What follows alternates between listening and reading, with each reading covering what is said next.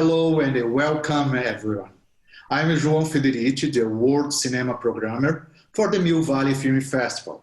And I am here today to talking about the premiere of the Heist of the Century. I hope you enjoy the film and now stick around with me and our special guests for the Q&A. The Heist of the Century is a widely entertaining ride about one of the greatest bank heists in Argentinian history. This sly and mesmerizing tale is amplified by droll humor and its magnetic leading man. Here with me to discuss the film is the Argentinian director, filmmaker, and writer, Ariel Winograd. Thank you so much for making time to be here with us today and for sharing such an incredible film. Thank you very much. Hello, the honor and the pleasure, it's mine to be part of the festival. Thank you. Ariel, I'm super curious about something. Like many other Argentinians, January 13 of 2006 was a remarkable day, mainly for those who live in the capital, Buenos Aires. Do you remember where were you on that day? Well, I was a child, and at this time was the country and Argentina was in exploding, particularly economic situation. 2 years before this heist happened, the banks make some movement called Corralito, who took all the money of the people, and there was very difficult times in Argentina, and I remember this heist particularly because was very famous in Argentina because the way that they do. It was a very particular and different heist in the history of Argentina because nobody knows what really happened.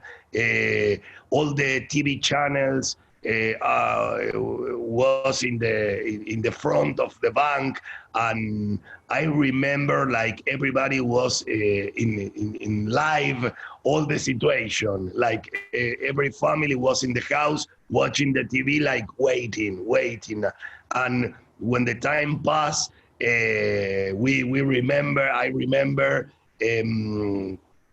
that the chronist of the journalist in that moment, they say, one person they make the happy birthday, they sing the happy birthday to the host. What they use guns, but the plastic guns, fake guns. What, like they go through with boats to the other side that they are waiting. So they put a signal with some phrase, very particular. They didn't hurt the hostages. Was like a very particular heist in the history of Argentina that in was time was very violent. So in this case, the memory that I remember is like they said this is very Argentinian way to stole a bank. But of course, there are memories, and when I start to make the movie and investigate, we can found more strange and particularly situation that became this story, the heist of the century. Yeah. Also, the country, you said they took the government took the money of the people that moment, in 2006, and I think it was 2 years before. Yeah. 2004. I don't remember good exactly the date, but the sensibility with the banks.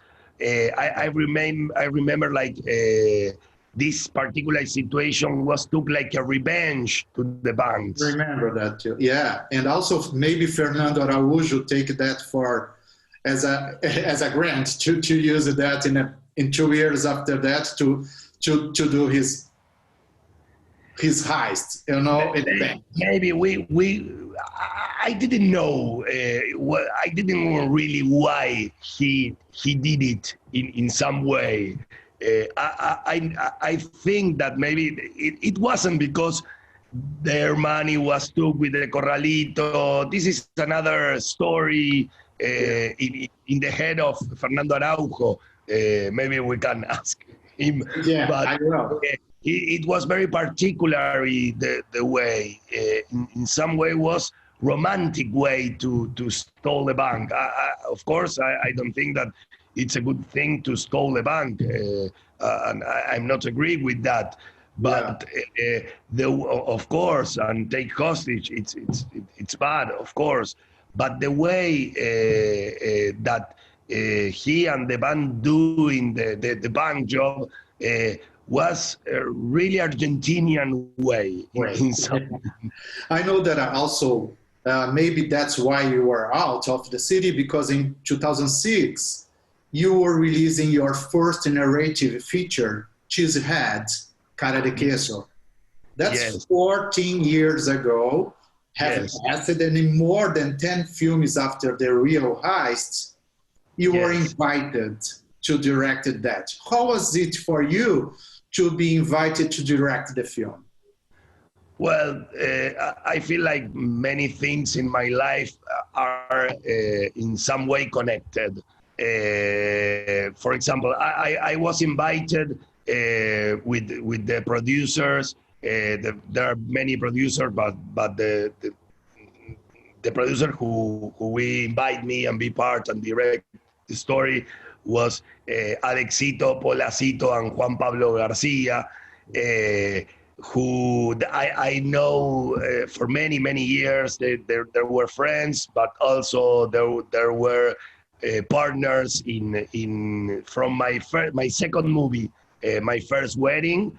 They be part of in many of my movies. There were co-producers, and we have a very good relationship, a friend relationship. And they've been working in this project for many years, and they tell me they are doing the movie, and they say nothing. And then one day they say me, we want to invite you if you want to direct this movie. Do you want to direct this movie? And of course, before I read the script, in my mind I said yes, because it's a very amazing movie for a director. But before this situation, I made a movie called Vino para Robar, To Fool a Thief, that Juan Pablo Garcia and Alexito, they co-produced the movie, so we know from that time. And many years, and before I start to make my career as a director and shoot Cara de Queso, Cheesehead, I work an internship in the movie Inside Man from Spike Lee in 2005 in New York. So I think that the Heist of the Century has a lot of things with Inside Man, that I be an intern in the video assist. And I learned a lot in that movie. I learned a lot, and I see many movement of cameras, the way that Spike Lee and Matt Libatic as the DOP work. And there are things that you learn, and maybe sometimes you have the opportunity in the life.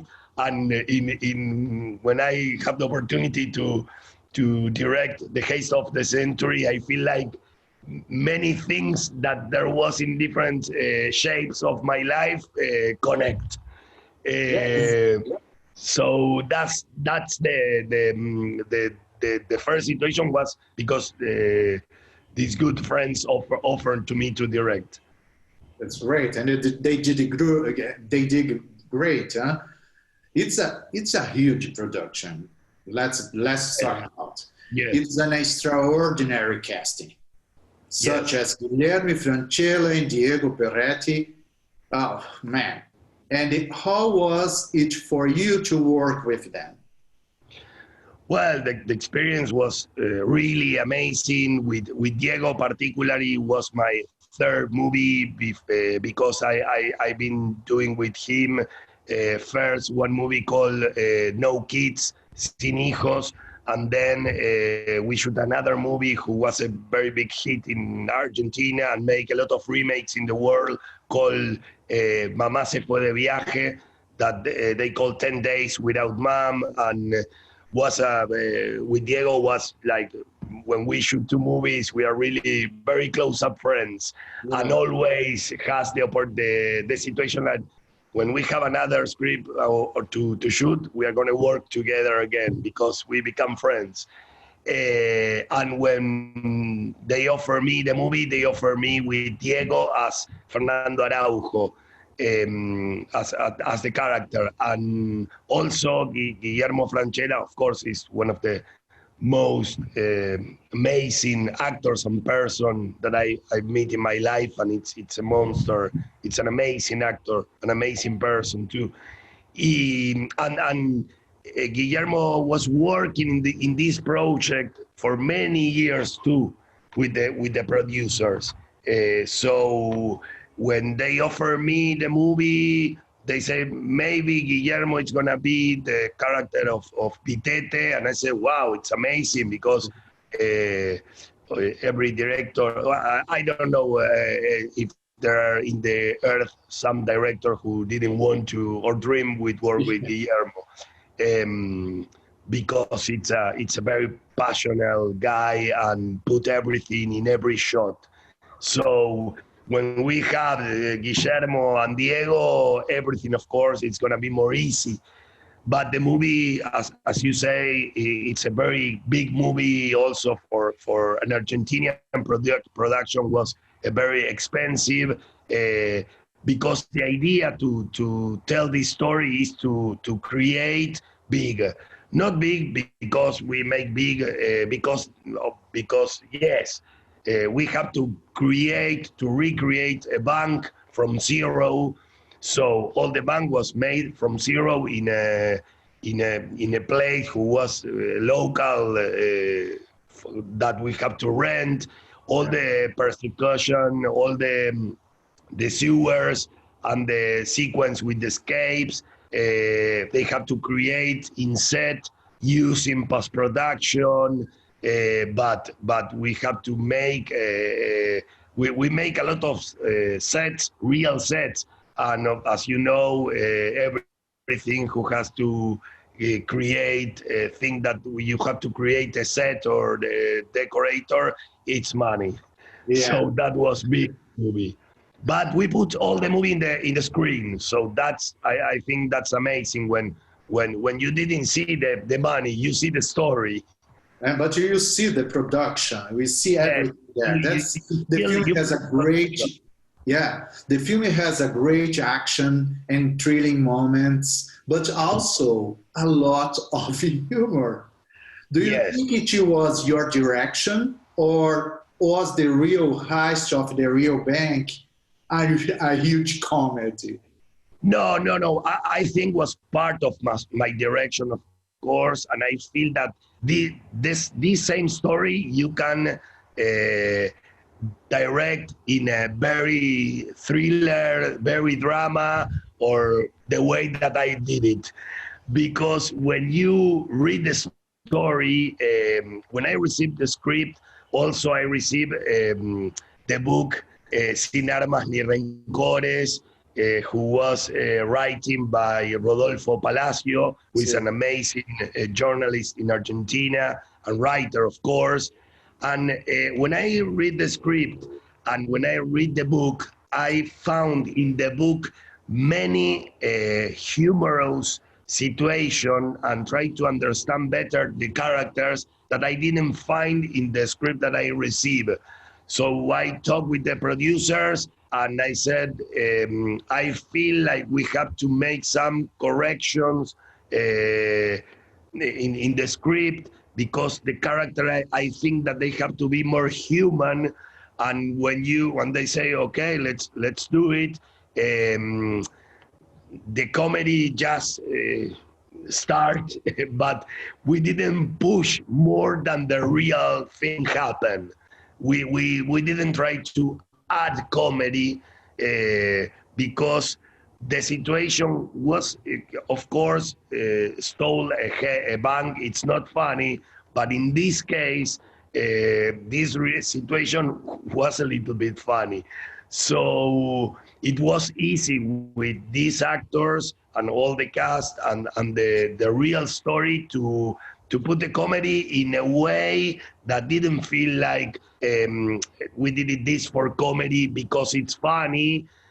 So instead of that, we just let that situation be part of the story.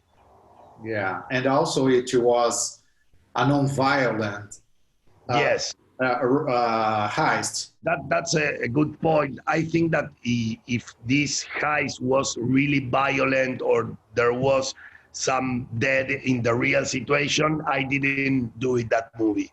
I didn't do it because it was like personal. Like I feel it like I want to be very objective in some point with the facts, and the people just take his own notes or opinion. Like I want to try as a director, just tell the story, tell the point of view of the thieves, and tell the point of views of the Grupo Halcón with the character Miguel Sileo, and then this is the story. It's you take your conclusion if it's good or it's bad. What happened? Also with the end of how at the end of the story. Great. And it's interesting because one of the real robbers and the heist leaders, Fernando Araújo, co-wrote the script. Yes. And there were any other real participants from the heist who worked with you during the production? Yes. We have, when we started the project, I received a Facebook message of someone who says, hi, if you want to know the real story of Miguel Sileo and the Grupo Halcón, just contact me. Wow. Okay. And she was the wife of Miguel Sileo, who contact, and we start to talk with Miguel Sileo. We make some interviews, and we add the point of view of the Grupo Halcón, and that in the book we didn't have. So it was amazing because we have the 2 point of view. Also, many of the bands are making little cameos in the movie. There are in different, and also Miguel Sileo makes some cameos in the movie, and also Miguel Sileo come to the shooting when we make all the sequence with the Grupo Halcón. He helped a lot in the way that they took the arms, the way that they break the windows, everything. He helped a lot. And there are days that we have the help with Miguel Sileo, and other days come Fernando Araujo and help in the other sequence. The only thing was that they didn't come cross. They can't cross in the shooting, but I have the help of the both to create the story. It was a very bizarre situation to have the opportunity to shoot with the real people near me, and said, good. It's very good the way. It's the same. So it was strange and amazing. Very bizarre. And what was your big challenge in making this film? Making the film. That was the very big challenge, very big because of course I love the story, and I know that the way to make the story and pass all the conflicts and that we have in the shooting was like amazing for me, and I said like I of course I dream to make a movie like that, like this, and of course very happy with the reception in Argentina, with the box office, and in some countries that we open in theater was successful hit. So it's a movie for the audience, was thinking to the audience, and make a very good reception, and it's amazing. It's amazing that. Yeah, that's what I'd like to talk about, because the film had premiered in Argentina in January of this year and set an audience record, becoming the second highest one-day box office in history. The film opened at almost 395 theaters. Oh my God. And it reached an exceptional number of 2 million viewers in cinemas. Yes. During the pandemic and the closed theaters, how were the producers' plans, and what are the future plans for the film? Well, the movie, as you say, is in Argentina, was just the last time of the theaters, and also when we see the news of that in Europe, they say they are making lockdown, and we say, whoa, it's gonna be happening here in Argentina, and it was like from day to another. So the movie was the one of the last movies who be in theaters this year, and then for example, this in July, I think they opened theaters in Greek, open air theaters, and was the summer movie in Greek. Who make like 50,000. I don't know exactly the number, but was like the hit of the summer in Greek was the Heist of the century. So we are waiting, of course, try to like everybody in the world. It's a very bad moment, of course, but when they have the opportunity to reopen the theaters with all the safeties and all the protocols, they still have a plan to open in different countries. So I think in November it's going to be in Spain. It's going to be in March in Spain, and then in March, and then they move to November. So in this moment, we just have to of course wait that this pass, and wait to have a better moment to open the theaters, and everybody want to go again to the movies. And do you have a new project coming that you can share with us? I make something very insane, that the same day that we open with the Heist of the Century in Argentina, I started shooting over a new movie called Hoy se arregla el mundo. Today we fix the world.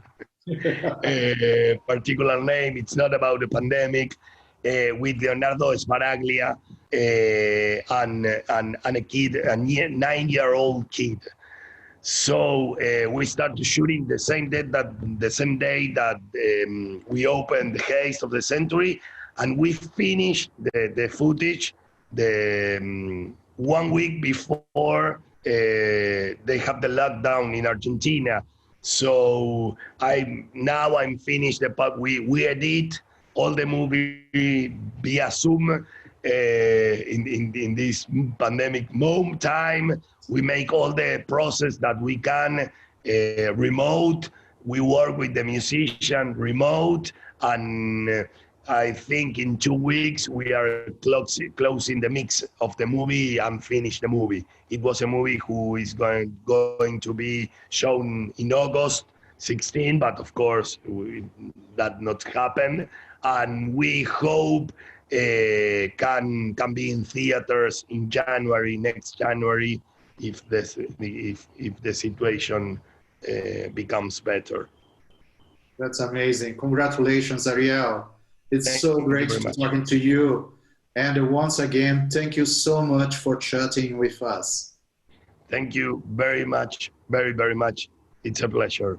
Have a good time. Thank you.